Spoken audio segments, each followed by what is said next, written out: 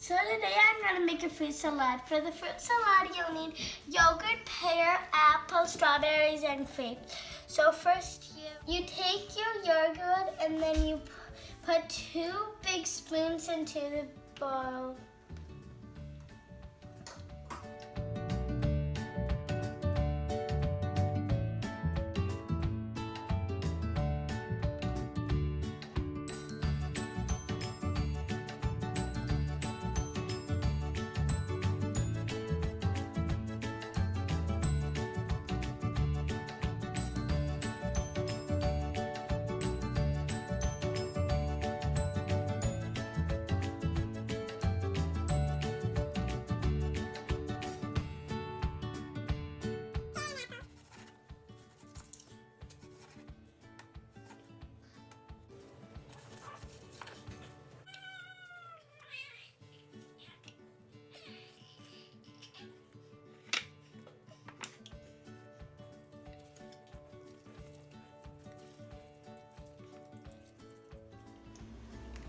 Now you smoothly, gently mix it.